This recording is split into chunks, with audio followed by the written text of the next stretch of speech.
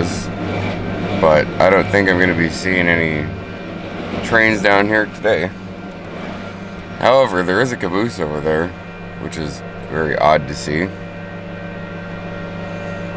But there's this guy here. It looks like he's, I don't know, doing something with the track ballast, which is all those rocks around the track. And there's another guy down there. I don't know if you can see him. Kind of just sitting there. And then we got some workers over here. And then, yeah, there's this guy. I don't know what he's doing.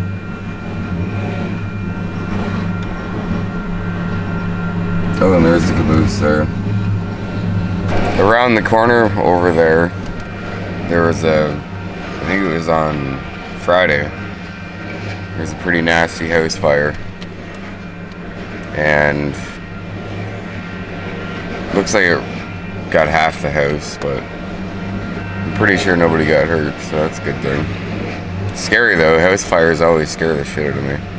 It's one of my biggest fears, on top of heights and water. And wasps. But yeah, I don't know what I'm gonna do. I might fucking go down to Paris if this is the case, because I don't see anything coming through here anytime soon. So yeah, we'll see.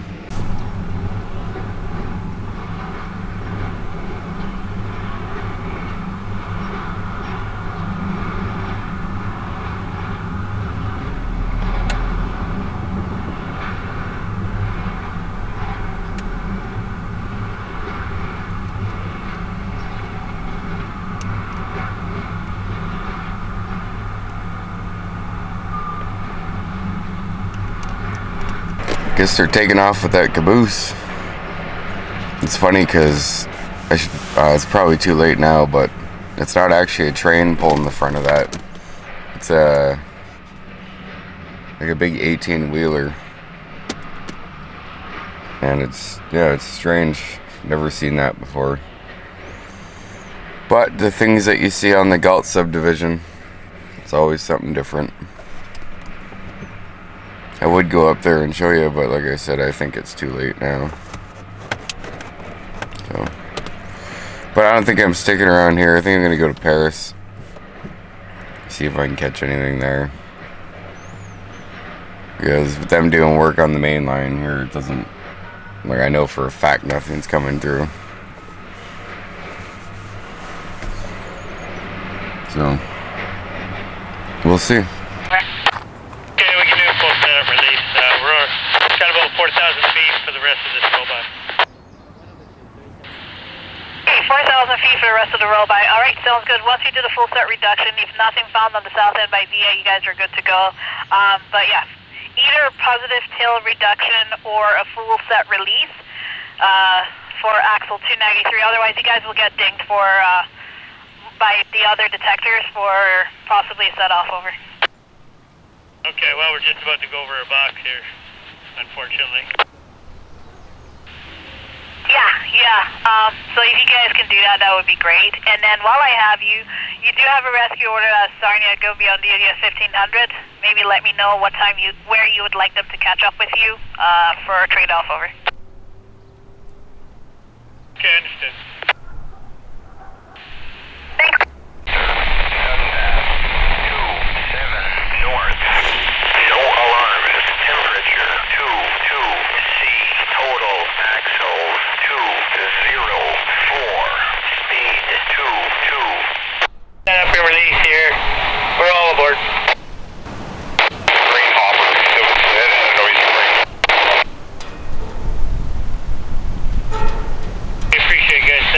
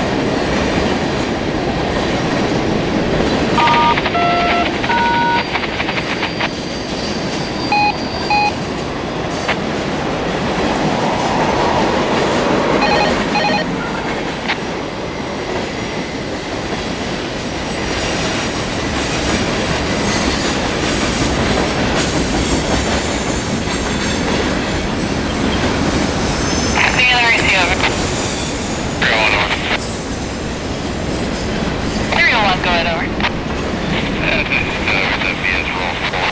They're at 586. All passenger. Put a rest in there. 5 hours.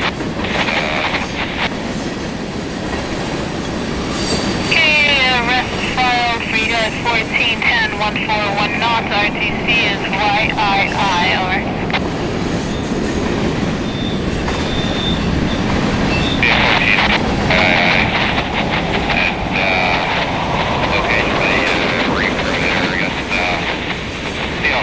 There, close to where we're at, then we'll let you know if that's already over. Okay, do you think you guys will make it to Kamoka? If you guys can, then I'll just send them over to Kamoka for a trade-off then, over. If we have green lights all the way, we might be able to pull that off, yeah. Okay, I'm gonna get the VIA ahead of you onto the north track at Lihu, so, and then, yeah, we'll follow the VIA and then I'll keep you on the north at Kamoka, over. Okay, if you head there at Lihu and then on the north, up to Mocha. Yep, that is correct, over. Okay, copy that. 301. Okay, thanks, Sergio. So as you can see, we're at Paris Junction. We caught a Via and one freight. I'm good with that. I think I'm gonna leave now because the nice gentleman that was, you're gonna see him in the shots when the trains are coming.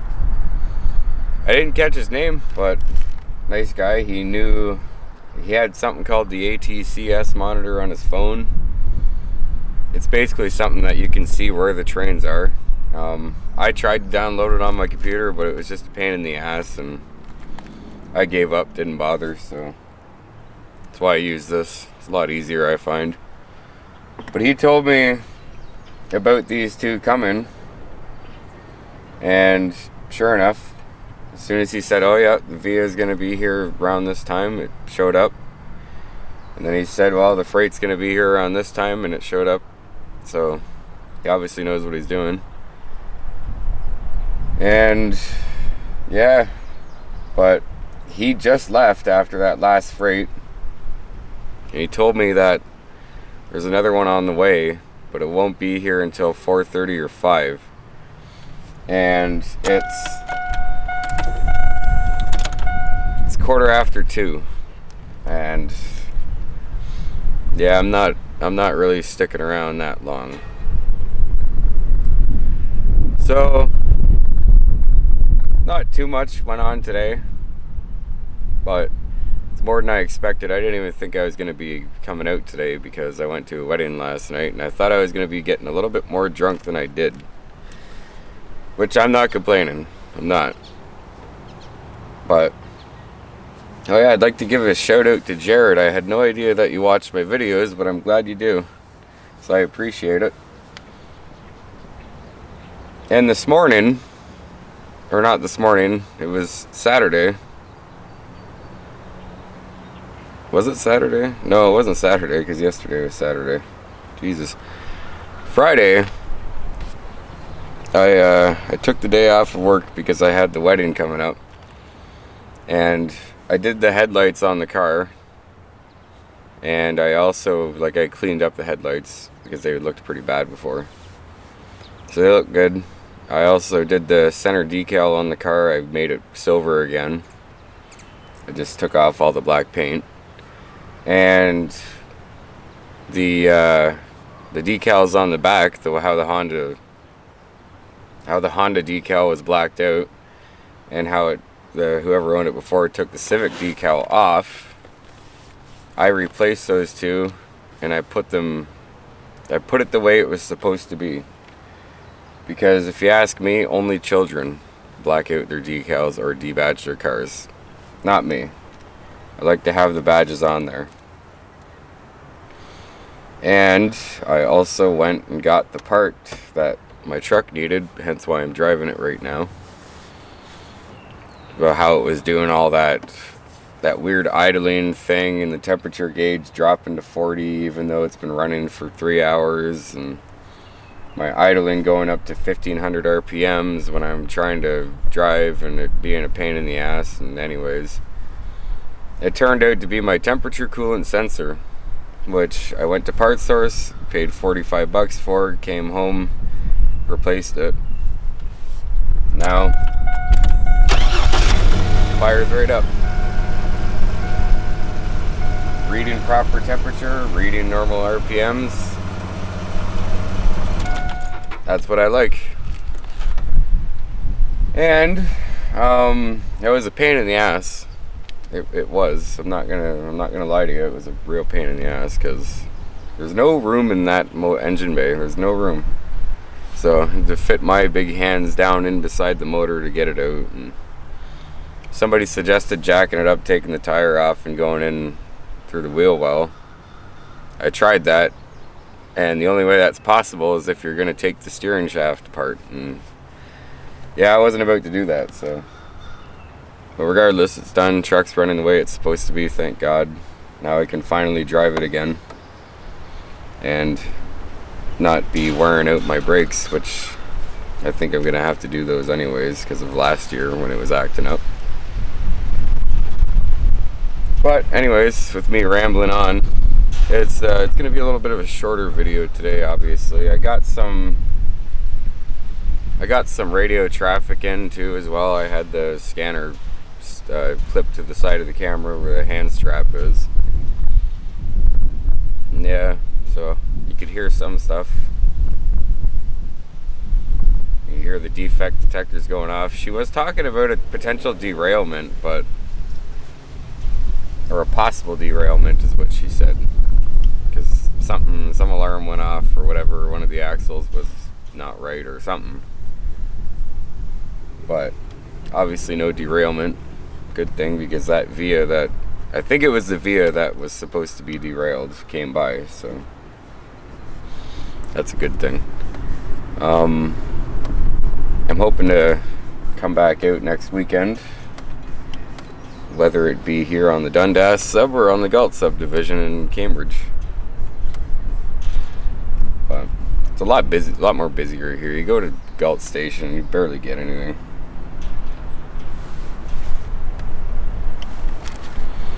It's unfortunate. I guess down there it used to be really busy. And the compilation video that I just put out, which you should see now, that was probably the busiest day that I've seen at the Galt subdivision. A lot of those videos in there, a lot of them are older ones, some of them are, you know, whatever. But majority of them are like filmed in that same day. So that was a pretty busy day. I wish it was like that all the time, but it's not. Especially today when they're doing whatever the hell they were doing. I don't know what any of those machines were. But like I said, I wasn't going to stick around there and, you know, just be there for no reason. So I decided to come down here. It's not normally something I do on a Sundays. I don't really come down here on Sundays, but I figured I had nothing better to do, so why not? I wish there was more activity down here because I'd stick around a little bit longer, but I'm going to go home. I got stuff I got to do. And I'm the only one here now. There's nobody else here. Buddy left. Oh, there was the one time that I was here, and you'll also see him in the compilation videos. I'm not going to mention his name. He was a nice guy, but he passive aggressively told me the one day that I was in his shot and he didn't like it. And he said most of us try to stick over there, so we're not in each other's shots. And yeah, I guess I was in his shot, so sorry. And that same day, somebody was down there, a guy in a white Equinox, he was in my shot, but I didn't care. Didn't bother me. Just like today, buddy was down there, he was in my shot, but I didn't care. I don't care. I mean, I'm not after the person, I'm after the train going by, and the train's a lot bigger than the person, so it's, you know, pretty easy to see. But, you know, that kind of shit's gonna happen. Anyways, I got some ATV riders coming down here, and I think I'm gonna head out. So yeah, if you liked what you see, give it a like, subscribe. I'm trying to make it to 200. I'm almost there. Almost there. Just let these hooligans go by.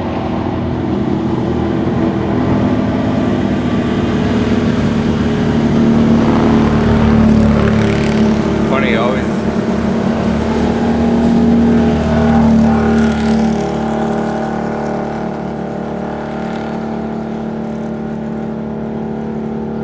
Even though they're not doing anything wrong, some old lady will still call the cops on them. Well, I guess they are doing something wrong, but I don't care. But it is funny when you have a camera out, people like to stare. But yeah, anyways, I'm out of here. I gotta go home and take care of some stuff and whatnot. Maybe finally get that video. Oh, I guess